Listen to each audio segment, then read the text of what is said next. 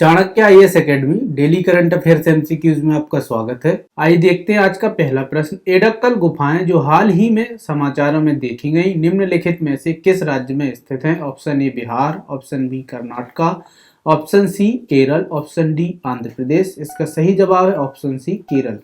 ये गुफाएं राजसी अम्बुकुथी पहाड़ियों पर समुद्र तल से 3900 फीट ऊपर स्थित है। एडक्कल नाम का अर्थ ही बीच में एक पत्थर है। अद्वितीय जटिल पत्थर की नक्काशी जो नवपाषाण और मध्य पाषाण युग की हैं। गुफाएं दो प्राकृतिक संरचनाएं हैं जिनके बारे में माना जाता है कि इनका निर्माण एक विशाल चट्टानों के बड़े विभाजन से हुआ है। इनमें नवपाषाण युग के संचित्र लेख या लेखन को कम से कम 6000 ईसा पूर्व का माना जाता है। इसकी विशेषताएं देखते हैं। गुफाओं में प्रतीकों और अक्षरों के अलावा मानव और जानवरों की आकृतियां भी हैं।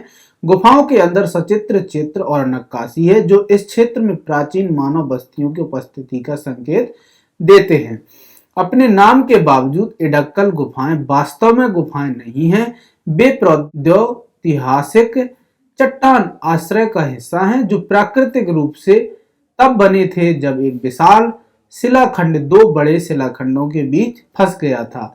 मानव आकृतियां, जानवर, औजार, वाहन, प्रतिदिन की घटनाएं और विभिन्न भाषा लिपियां यहाँ पाई गई हैं। या उत्कीर्णन का विविधता से पता चलता है कि एडक्कल गुफाएं इतिहास में विभिन्न बिंदुओं पर बार बरसाई गई हैं या कई बार बरसाई गई हैं।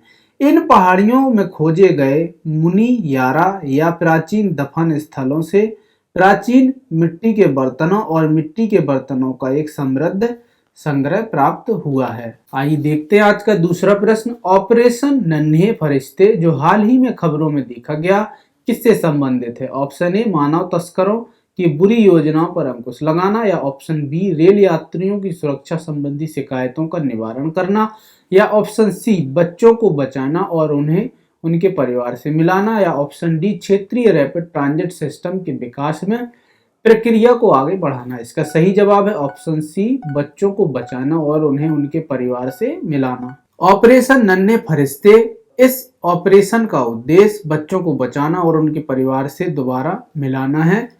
इस रेलवे सुरक्षा बल यानी आरपीएफ द्वारा भारतीय रेलवे द्वारा लॉन्च किया गया था।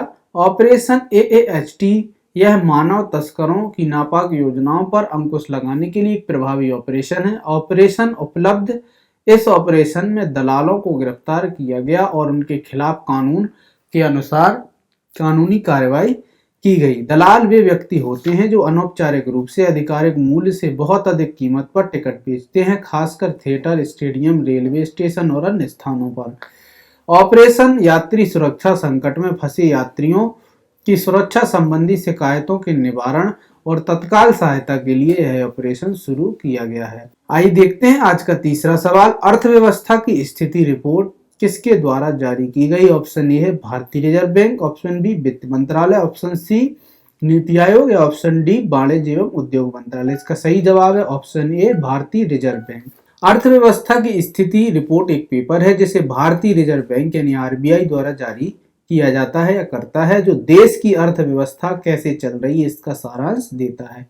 रिपोर्ट में कीमतें बढ़ने, अर्थव्यवस्था कितनी बढ़ रही है, कितने लोगों के पास नौकरियां हैं और पैसे के प्रबंधन के लिए बैंक की योजना जैसी चीजों के बारे में बात की गई है। आरबीआई ब्याज दरों और अन्य आर्थिक नियमों के बारे में निर्णय लेने के लिए रिपोर्ट का उपयोग करता है और यह अर्थशास्त्रियों, निवेशकों और नियमित नागरिकों जैसे लोगों को अर्थव्यवस्था को समझने और स्मार्ट विकल्प चुनने में मदद करता है।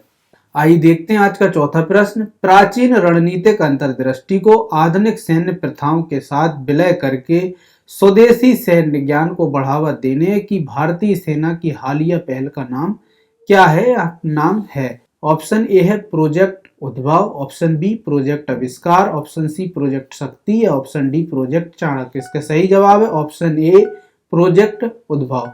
भारत के प्राचीन रणनीतिक कौशल को समकालीन सैन्य क्षेत्र में एकीकृत करने और भारत के दर्शन और संस्कृति में निहित स्वदेशी रणनीतिक शब्दावली विकसित करने का प्रयास भारतीय सेना के प्रोजेक्ट उद्भव के तहत शुरू किया गया था।